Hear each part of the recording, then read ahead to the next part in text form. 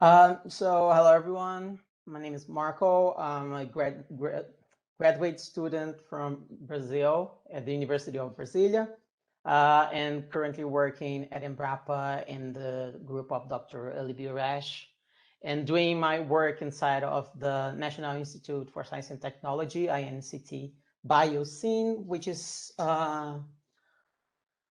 coordinated with which Olivio is also the coordinator.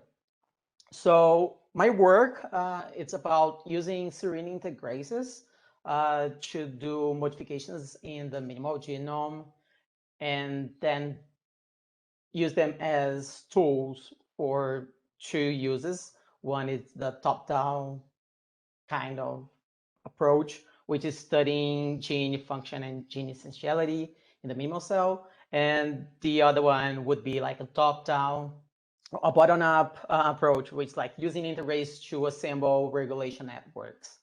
So integrases are recombinases that have this name because they were discovered as tools for phages to integrate its genome inside a bacterial DNA through the recombination of two recombination sites that we call the ATTP site. That's the one originally present in the phage genome, and the ATTB site present in the bacterial genome. And after their recombination, you have the ATTL and ATTR sites. That's like they were combined sites.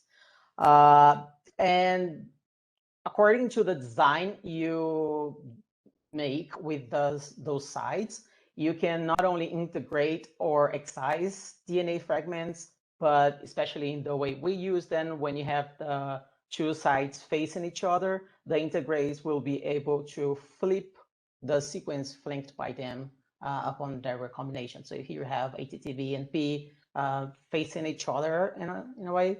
So after their recombination, the sequence in between it's flipped, and we use that to actually activate gene expression. So if you think you have a promoter in this part, and the gene will originally be like in antisense position, so it's not being transcribed. And after the integrase flips it, its expression is turned on. And the integrase we used were first described by Chris Voigt in 2016 in this paper, and he identified 11 new integrases, serine-integrases, that they were all functional in the E. coli system he used, and he also showed that they are orthogonal, so they don't interact with other integrases, ATT sites. And we've been working using these integrases to create genetic suites in eukaryotic model originally here in our lab, and we published the last year. This suites which used 6 integrases from Chris Voigt's work to activate a GFP reporter gene inside of a lot of eukaryotic cells. We had like plant cells, we had human cells, cattle cells. So you can also use the system in a way that you create cassettes of ATTP sites in one side and ATTB sites in the other side.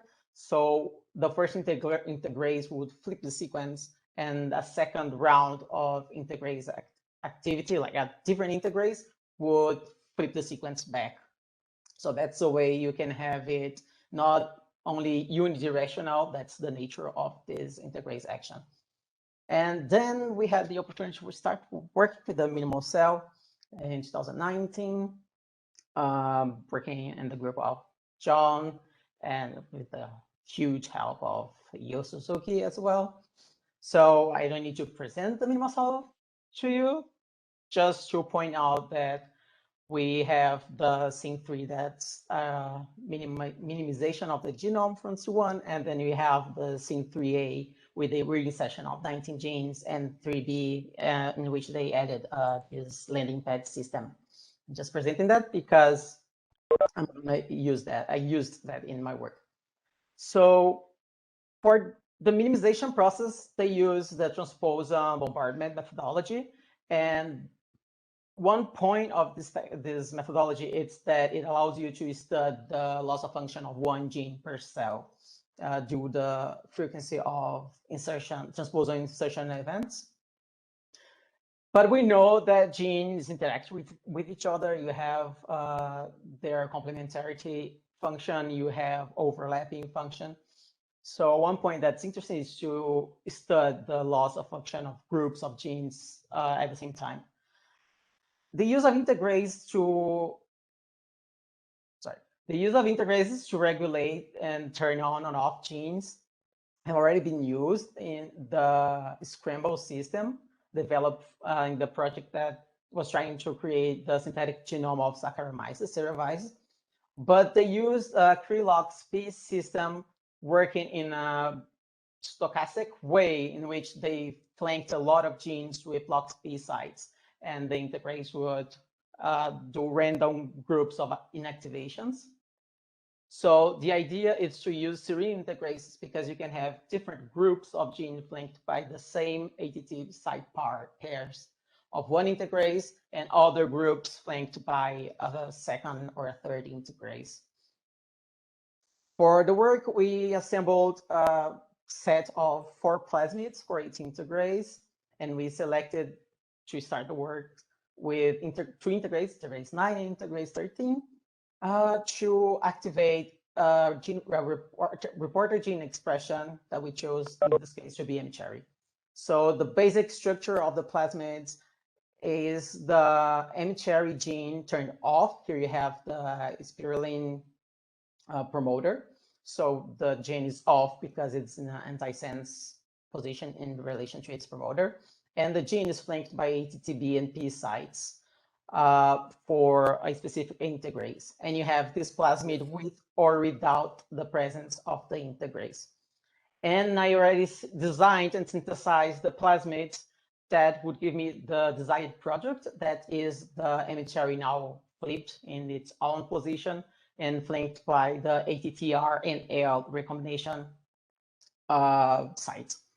And the plasmid have like the Krylov-Spee system for insertion on the landing pad and the puromycin selection marker. Here's just an example of the structure of the plasmid.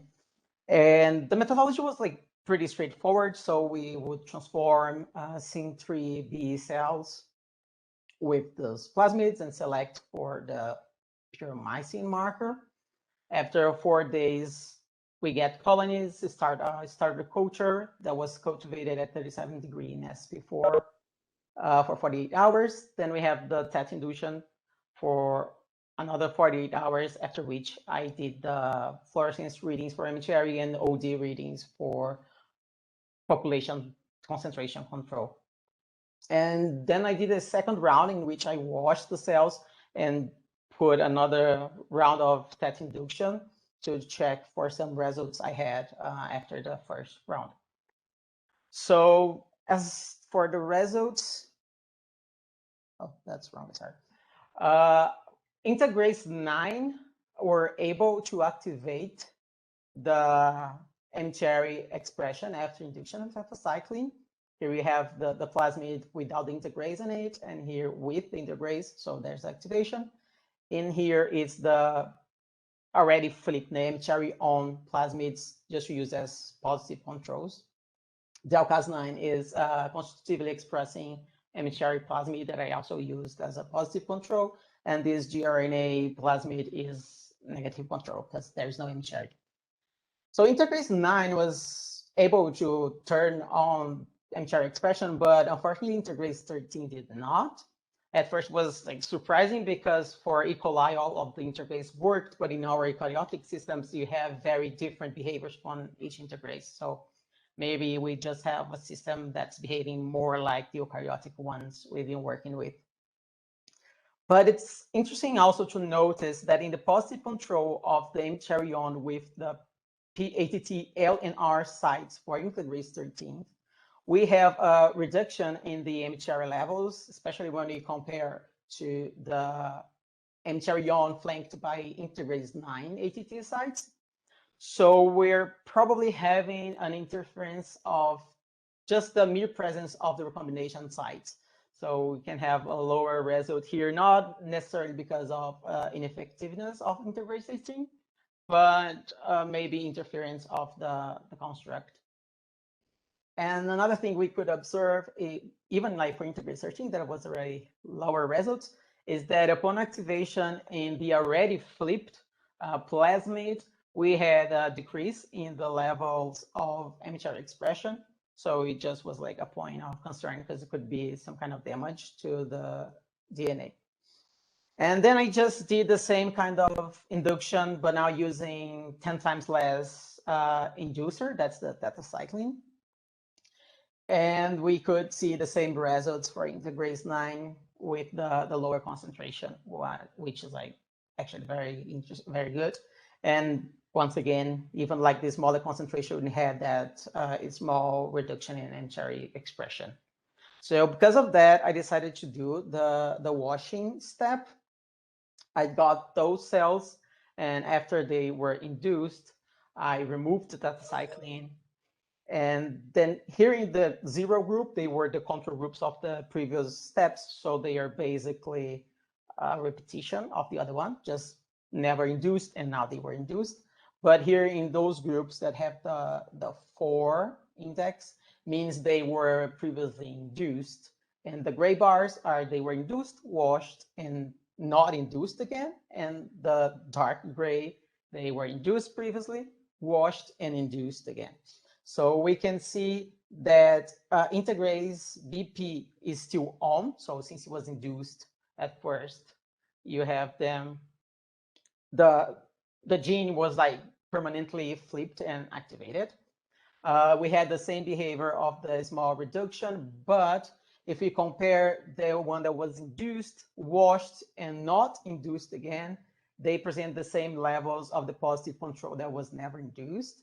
So this kind of reduction we're seeing here, it's probably due to some steric interaction, whether it is from the integrase with the recombined sites. It should not do nothing to the recombined sites, but maybe it's sitting there for a while and hindering the expression a little bit.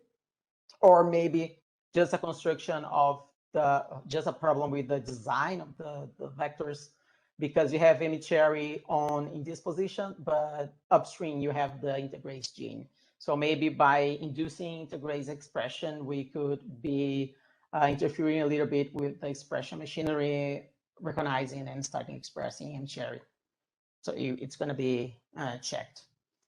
And now I did recently new experiments with integrase 2.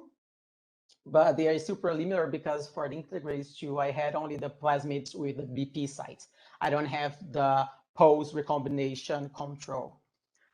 But unfortunately, for like those first experiments, they are in triplicates.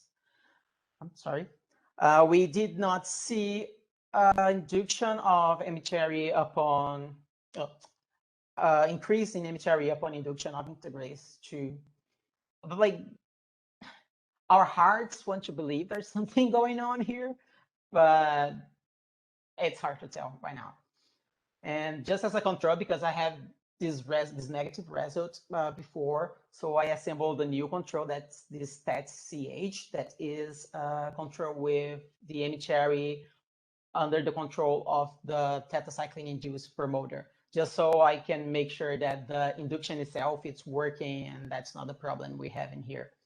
So now we're going to check for the problems with the construction and also checking directly for the integrase expression to see if we're having some kind of problem in that area. So as for the next step, since we have the integrase 9 that was active and it was able to express the MHR on low concentration of tetracycline, and there was no leaking observed on the non-induced state, we believe it could be a useful tool for this kind of editing and gene regulation. So what's the next step? I'm gonna start inserting the integrase 9 ATT sites flanking endogenous genes in the minimal cell. For a start, I'm always thinking about markers, for instance, turning on or off the TET resistance gene. There's the kasugamycin gene that was used in the paper that was like the base for my work. That is the CRISPR-I paper. I believe you're gonna talk about it later today. But they have some questions because they're very sensible. So if you just remove a little bit of the level, you lose the resistance. And the cherry in the cells carrying cherry in its genome, not in the landing pad. But also are candidates for targeting quasi-essential genes or the genes restored from SYN3 to make SYN3A, because if we turn them off, we're not killing the cell, we're just impairing it a little bit, but we're still going to be able to see if the integrase is able to flip the endogenous genes. And for integrase 13 and integrase 2, as I said, I'm going to investigate the influence of the ATT sites they may have on the mCherry expression, as well as optimize the plasmid design. And since we don't need necessarily these two integrases, we just need some working integrases, we're going to test additional ones that we've already been working with.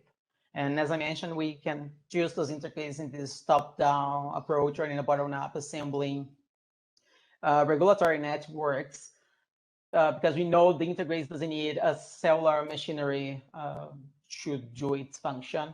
We've been working with those same kind of systems in TXTL systems, in cell-free systems, so they can be interesting tools for that to use as well, although I haven't worked on that regard specifically with them yet.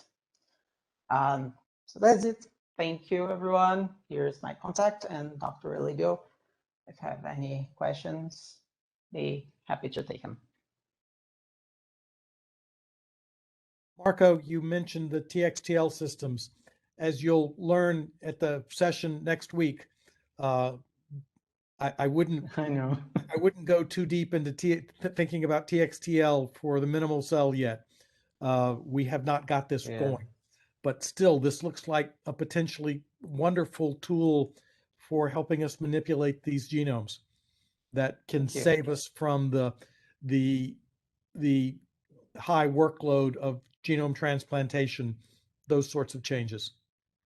Yes, that's the intention.